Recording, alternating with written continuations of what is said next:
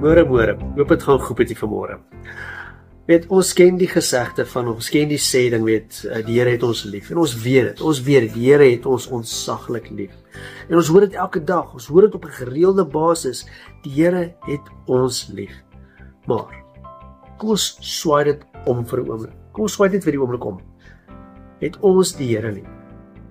Het ons die Here werklik innig lief? Matteus 10:27 sê Jesus, weet, ons moet die Here God lief hê met ons hele hart, ons hele siel, ons hele verstand en al ons krag.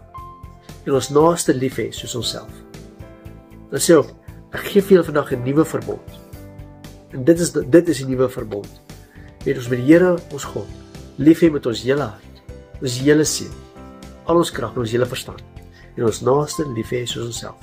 As ons dit doen, het ons die wet volbring. Nou, het ons die Here lief met ons hele hart? Het ons die Here lief met ons verstand, ons denke, ons intellek?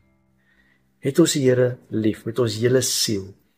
Weet, dit wat ons is, die wie wat ons is, het ons hom lief. Het al ons krag, het ons hom lief met alles. Nou, kom ons dink oor hierdie woorde, kom ons bepeins daaroor, kom ons mediteer oor die woorde, om die Here lief te hê met ons hele verstand, ons hele siel, hele verstand, hele hart, al ons krag. Kom ons dink oor hierdie woorde.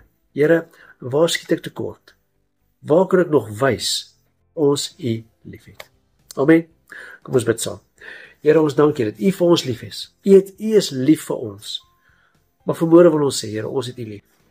Ons het U lief met ons hele hart, ons hele verstand, ons hele siel, al ons krag. Ons het U lief. En ons aanbid U, en ons loof U, en ons eer U. In Jesus naam.